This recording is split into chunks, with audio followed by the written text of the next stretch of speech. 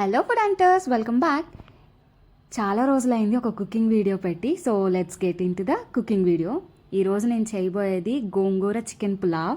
దానికి ముందుగానే నేను గోంగూరని లీవ్స్ తీసేసుకొని మంచిగా వాష్ చేసి ఫ్రై చేసి గ్రైండ్ చేసి పక్కన పెట్టుకున్నాను పేస్ట్ని. తర్వాత చికెన్ పులావ్కి నార్మల్గా ప్రాసెస్ ఎలా చేస్తామో అలానే కుక్కర్ పెట్టుకొని ఆయిల్ అండ్ గీ యాడ్ చేసుకొని హోల్ గరం మసాలా ఉంటాయి కదా, అవి ఫ్రై చేసుకున్న తర్వాత ఇక్కడ నేను 7 చిల్లీస్ తీసుకుంటున్నాను. ఎందుకంటే గోంగూర కొంచెం పుల్లగా ఉంటుంది కదా, అందుకని 1 ఆనియన్ సరిపోతుంది. అవి ఫ్రై అయిన తర్వాత జింజర్ గార్లిక్ పేస్ట్ ఒక 2 స్పూన్స్ యాడ్ చేసుకొని చికెన్ కూడా యాడ్ చేసేసుకోవాలి. ఇవి మంచిగా ఫ్రై అయిన తర్వాత చికెన్లో నుండి వాటర్ అనేది వస్తాయి. అప్పుడు మనం ముందుగా గ్రైండ్ చేసుకున్న గోంగూర పేస్ట్ని ఒక 2 స్పూన్స్ యాడ్ చేసుకున్నాను. ఇవన్నీ కూడా బాగా మిక్స్ చేసుకొని ఇప్పుడు salt, chilli powder, garam masala add చేసుకున్నాను అనమాట.